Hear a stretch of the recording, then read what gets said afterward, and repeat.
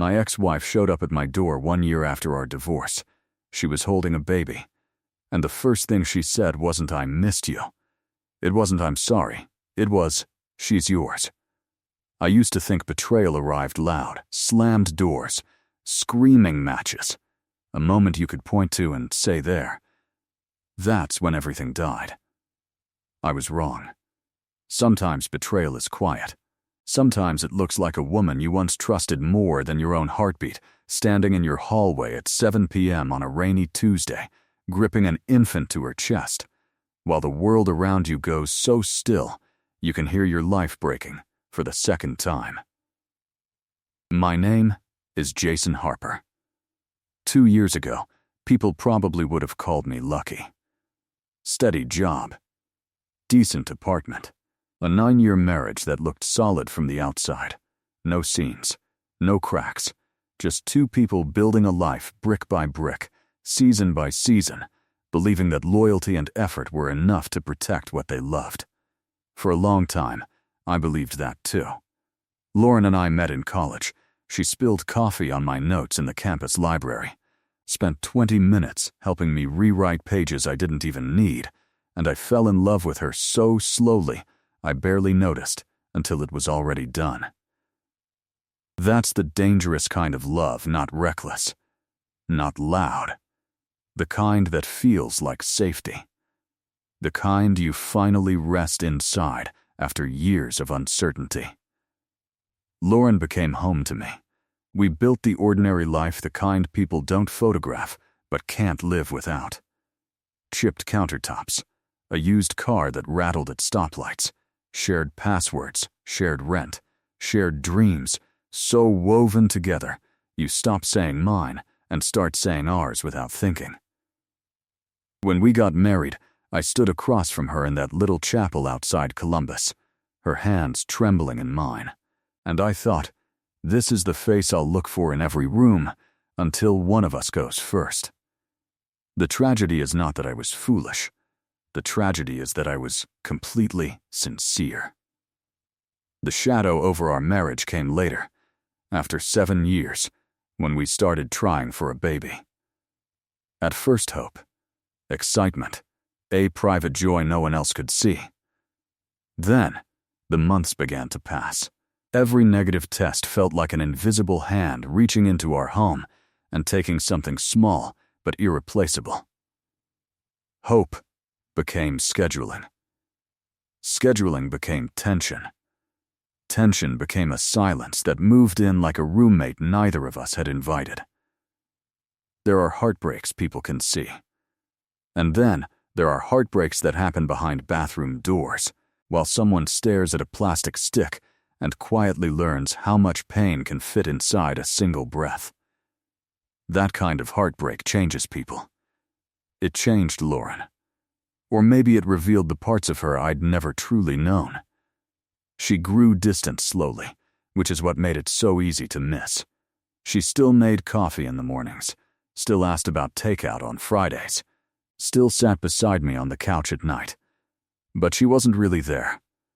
I'd look at her and feel a cold, nameless absence like part of her had already begun leaving long before I knew there was another man at the end of the road. I blamed grief. I thought we were both just drowning differently. I stayed gentle.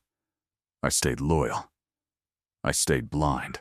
The day I found out about the affair was insultingly ordinary. You expect your worst day to feel different when it starts. But mine began with leftovers in the fridge and a sports radio segment in the background, and Lauren's phone lighting up on the nightstand while she was in the shower. I wasn't suspicious. I wasn't that husband. I trusted her. That was my only mistake. And it was fatal. Her screen lit up with a name I didn't recognize, Derek. I can still smell you on me. I stared at it until the words lost meaning and became shapes. Then another message came through. Next time, don't make me wait that long. My hands went cold. My stomach dropped. And even then, even with the evidence glowing in front of me, some broken, loyal part of me still reached for an explanation. Maybe it was a joke. Maybe it wasn't what it looked like. Then, The third message arrived. Last night was worth every lie. That was it. That was the moment my marriage died, though it would spend months pretending to breathe. When Lauren stepped out of the bathroom and saw me holding her phone, something in her face collapsed so completely I knew, before a single word left her mouth, that there was no saving detail coming. No miracle explanation, just truth, raw and ugly. "How long?" I asked. 4 months, she whispered. 4 months of dinner across from me. 4 months of doctor's appointments about starting a family. 4 months of kissing me goodbye and then walking into someone else's hands. There are pains that arrive sharp, and there are pains that move in so slow and heavy, they feel ancient, like something waking up deep in your bones. This was the second kind. I sat down because my knees gave out. Lauren was crying. I hated the sound of it. It felt obscene, like the person who lit the match was shocked by the fire. "Do you love him?" She pressed both hands over her mouth. Then finally, "I don't know. I would have rather heard yes. Yes would have at least given it shape. But I don't know meant she had detonated our marriage for confusion, for ego, for a temporary escape from her own emptiness." I didn't scream. I didn't hit the wall.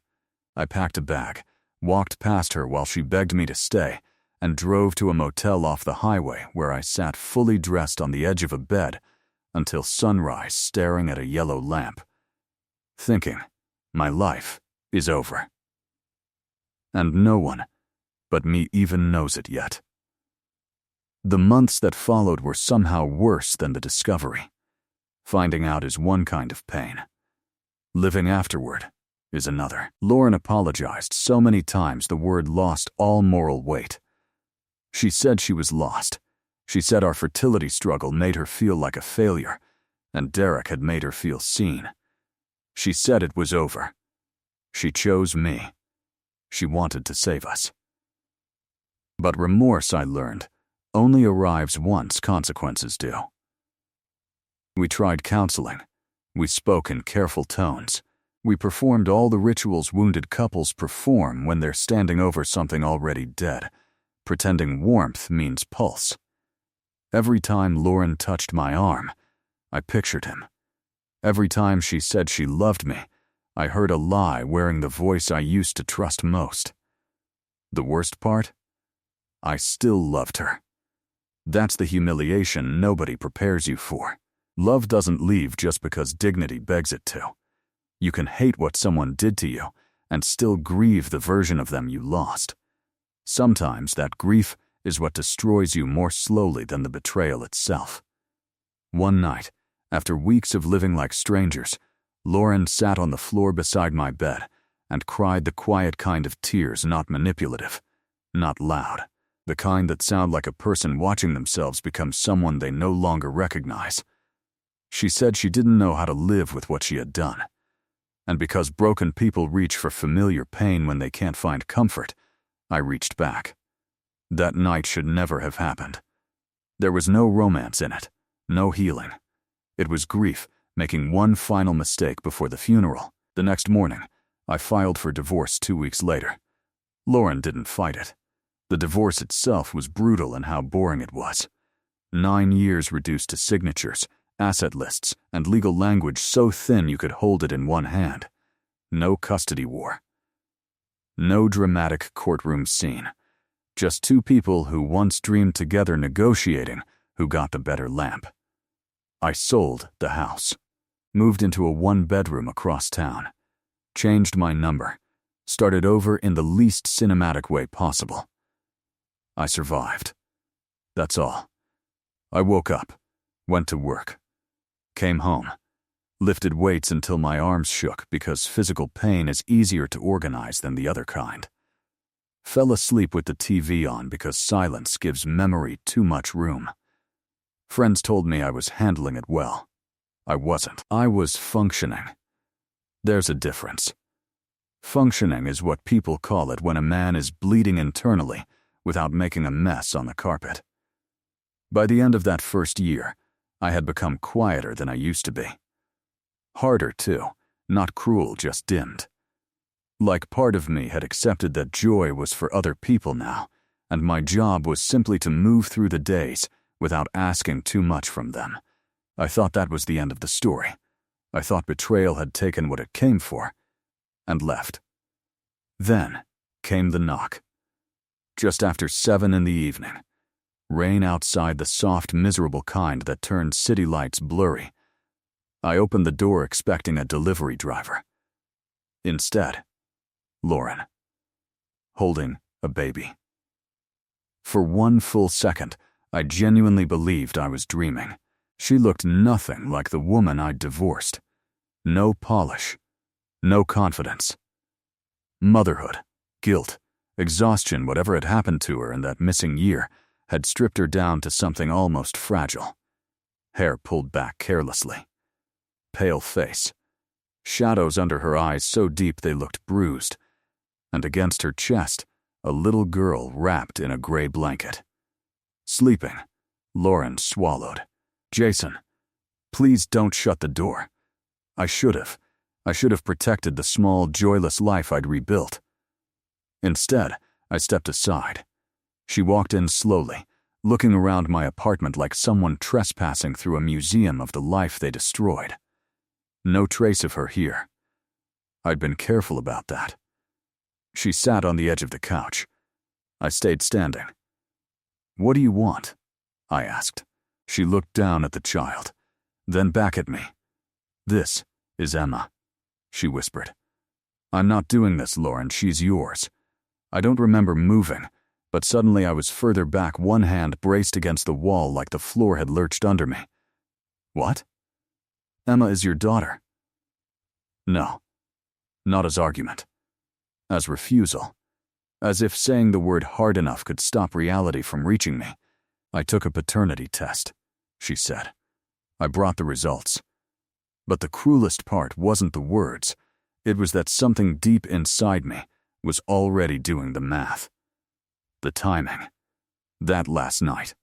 The one I'd buried because it was too humiliating to remember that even after the affair, some broken part of me had still reached for the woman who broke me. Lauren pulled a crumpled envelope from her bag with shaking hands. When I found out I was pregnant, I thought there was a chance she was Derek's.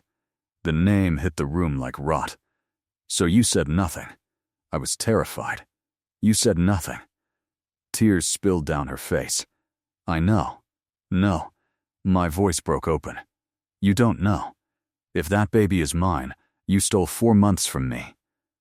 Her birth. Her first days. Her first smile.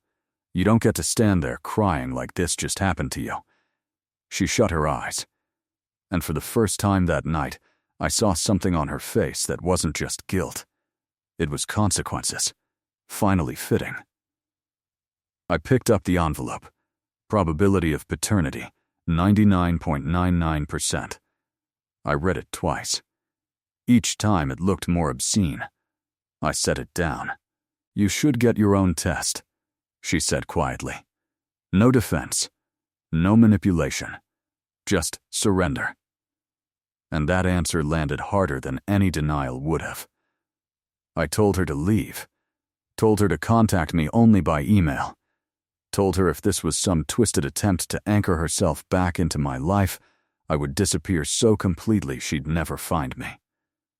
Then I opened the door. For one unbearable moment, the baby looked over Lauren's shoulder directly at me, wide, unknowing eyes. Then they were gone. I didn't sleep that night. I sat in the dark until morning, replaying every month of the divorce, every silence, every numb weekend, while one thought repeated itself like a punishment. What if I have been a father this whole time and didn't know it? I arranged a private test, moved through the next days like a man wearing someone else's life. At the clinic, Lauren looked even worse than at my door. Emma was awake in her car seat, chewing 2 fingers, staring at the fluorescent ceiling lights like they were stars. I tried not to look at her. Then she smiled at me. I know babies smile reflexively. I know. It meant nothing. But logic has never stood a chance against longing. When the results came, I didn't open the email right away. Sat at my kitchen table for almost an hour with my phone face down, listening to the hum of the refrigerator and my own breathing. Then I opened it. Probability of paternity, 99.99%. I didn't cry immediately. First came shock. Then rage. Then a grief so deep, I had to put the phone down and press both hands over my face just to stay in the chair. I was a father. I had been a father for 4 months, and I had missed the beginning because the woman I once trusted most had decided I had no right to know. I thought about firsts, the first ultrasound, the first kick, the first cry, the first night home, the first time she wrapped her tiny hand around someone's finger. Those moments had happened without me. They belonged to absence now. I called Lauren. She answered before the first ring finished. "It's positive," I said. Then, just the sound of her crying. Not because she was shocked, because she had known this judgment day was coming. "I'm sorry," she whispered, and what terrified me most even through all of it was that I believed her. But sincerity after betrayal is a poor and useless thing. It doesn't rebuild. It only confirms the ruin was real. "I want to see her," I said. That Sunday, I went to Lauren's apartment. I expected it to feel like intrusion. Instead, it felt like walking into evidence of a life I should have been part of. Baby blankets over the couch, bottles drying by the sink, tiny socks on the coffee table, the smell of lotion, fatigue, and warm milk. All of it had existed without me. Emma was on a blanket on the floor, staring up at a toy dangling above her. Lauren stepped back and said nothing. I knelt beside my daughter. My daughter. Even thinking it made my chest ache. Emma turned her head toward me with slow, curious eyes studying my face, expressionless, as if deciding whether I belonged in her small, unfinished world. Then she reached for me. That was all. One tiny hand rising into the air. One helpless, instinctive motion. It undid me more completely than the divorce ever had. I picked her up with trembling arms. The moment her weight settled against my chest, something ancient and broken inside me gave way. She fit. That's what shattered me. She fit there like she had always been meant to. She made a soft sound and tucked her face against my neck, and I started crying the way you cry when something has been buried so long it finally forces its way out, not graceful, not dignified. The kind that feels less like crying and more like collapsing from the inside. I heard Lauren sobbing somewhere behind me. I didn't turn around. That moment was not about her. It was about the child I didn't know I'd been missing. I wish I could say fatherhood healed me cleanly. It didn't. That would be a prettier lie than the truth deserves. What it did was divide me. There was the part of me that loved Emma instantly, ferociously, beyond reason. And there was the part that still woke up at 3 am furious at the lost months, the stolen beginning. The fact that every time I looked at her I saw both devastation and grace living in the same tiny face. I began visiting every day I could. I kept diapers and formula at my place. I learned how to hold her when she was gassy, how to rock her when she fought sleep, how to tell the difference between her hungry cry and her lonely one. The first time she fell asleep on my chest at my apartment, I sat there for 2 hours without moving, terrified of wasting even 1 second I had already been denied. With Lauren, I drew lines in concrete. No reunion. No second chance. No romantic resurrection dressed up as family healing. Some betrayals don't just end relationships. They change the chemistry of love itself. Whatever I once felt for Lauren had been burned down to ash, and responsibility. We would co-parent. We would be civil. We would be honest with Emma when she was old enough to carry the truth. But I would never again hand Lauren the part of me she had once thrown away so carelessly. To her credit, she accepted that without a fight. She gave me every medical document, every record, every photo she had. Added my name to what needed adding. Told both families the truth, including the part where she kept my daughter from me. It mattered. Not because it fixed anything. Nothing fixed it. But because accountability is the only form remorse can take once damage becomes permanent. Months later, after one of Emma's checkups, Lauren and I sat across from each other in a pediatric waiting room while Emma slept in her stroller between us. Fluorescent lights buzzing overhead, a cartoon playing soundlessly on a mounted TV. Lauren looked at me and said, very quietly, "You're a good father." I kept my eyes on Emma. After a long pause, I should have had the chance to be one from the beginning. Lauren broke right there beside me. Not loudly, just a silent folding inward, like the weight of that truth had finally become too heavy to hold upright. "I know," she whispered.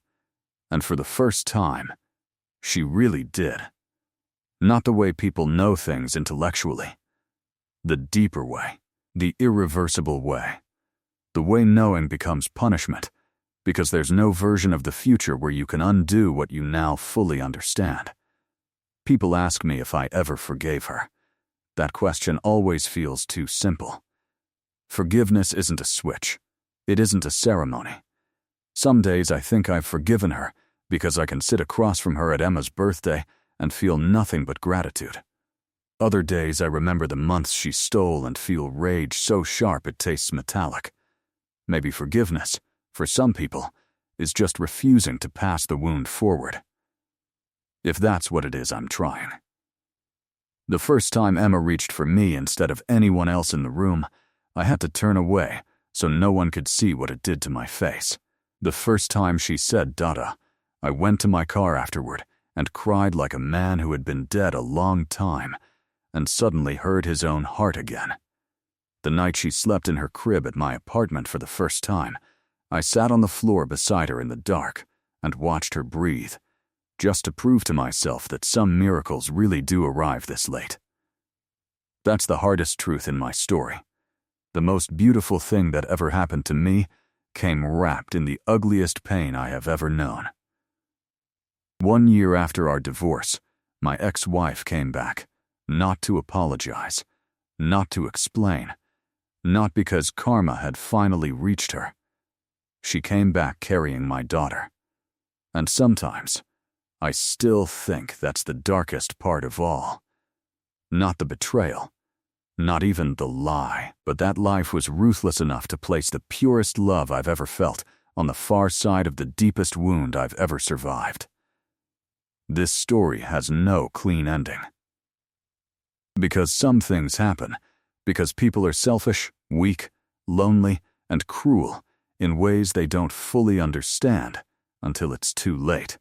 Some things happen because trust is fragile and temptation is cheap, and one bad decision can rot an entire life from the inside. But I do believe this: a person can be shattered and still remain capable of love. A beginning can crawl out of an ending so brutal it should have buried everything, and sometimes the hand that saves you is too small to know you were drowning.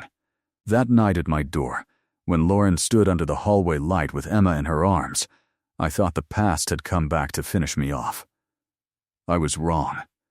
It wasn't the end returning. It was my daughter finding her way to me through the wreckage. Too late for innocence. Too late for trust. Too late for the life I was supposed to have. But not too late for love.